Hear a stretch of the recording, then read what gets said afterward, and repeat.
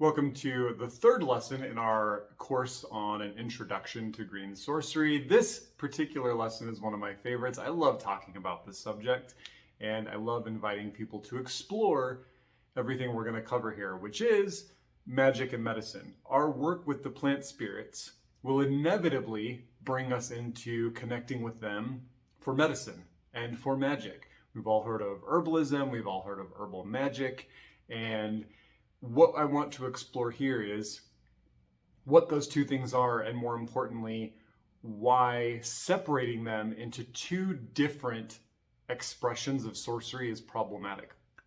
So first, magic and medicine, in specifically a format working with the plants, is a way that we affect change through the virtues of the plant spirits we work with. So we call them in to our lives and ask them to help us make adjustments towards greater states of harmony. Now, in medicine, we're generally taking them internally, right? We're asking them to move through our body and help make transformations to bring us closer into states of health.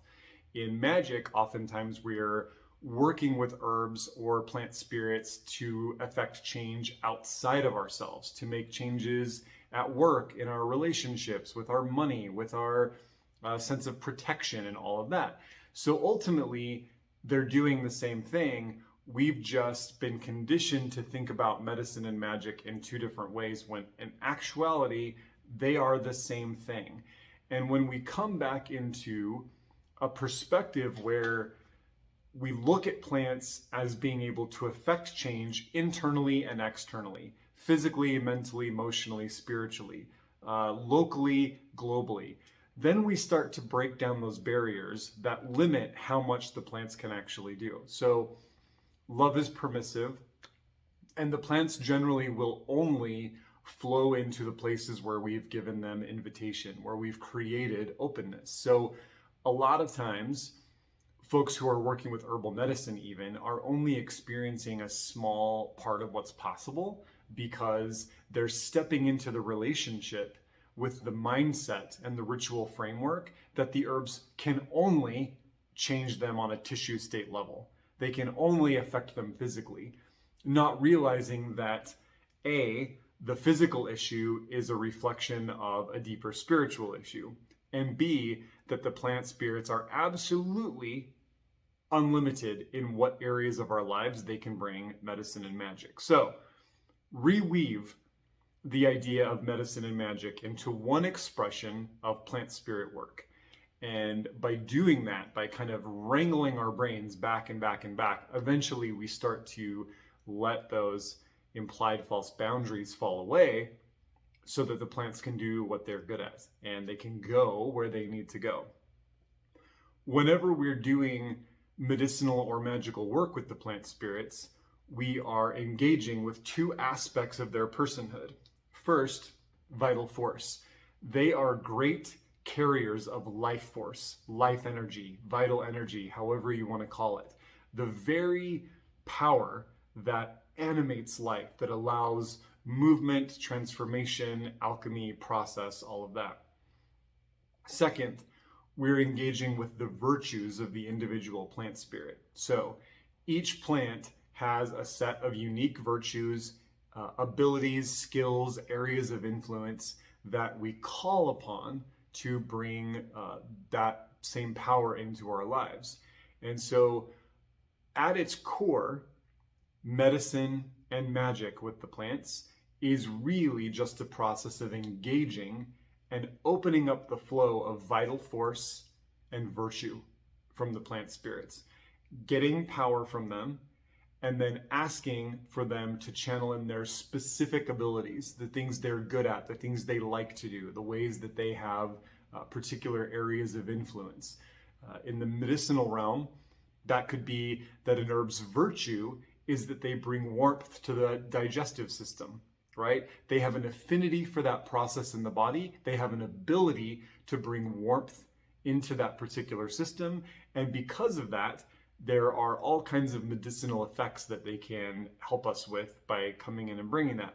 On the magical level, some herbs maybe have an affinity with abundance or with relationships or communication or protection. And so when we call them in, they use the stream of vital force, that flow of energy, to channel their particular virtues into our lives. And so again, magic and medicine are the same thing. They're doing the same thing.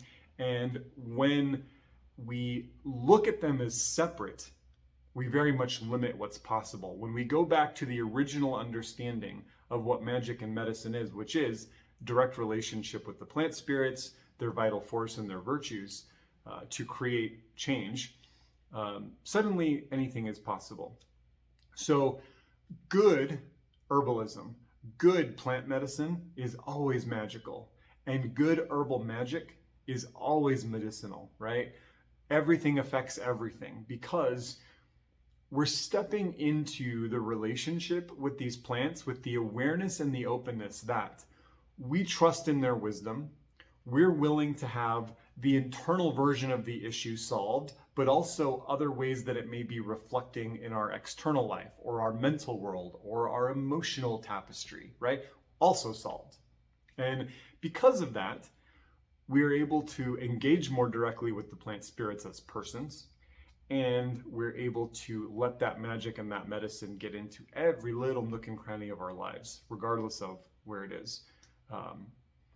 Not ever having the power of the plants tethered to this idea that they can only work in one way. They can only work on the body. They can only work on the mind, right? We have to let that go. When we are in sorcerous relationships with the plant spirits, anything is possible, right? This is why I tell people all the time, when you've been doing plant spirit work or even spiritual herbalism for a very long time, you can fix pretty much anything with the help of maybe 8 or 10 plant spirits. That's like all the plants that you need to fix anything, because you will be in such deep relationship, deep rapport, deep mentor-apprentice kind of connection with those plant spirits that you have opened up ways to work with them that are not available to other people yet, or that are not available when we just look at the herbs in a book and list out what they're good for or what they can do, right? Or how we can use them. So anything is possible. Relationship, we will come back to over and over again. Sorcery is relationship. Sorcery is trafficking with the spirits. Sorcery is what sorcerers do.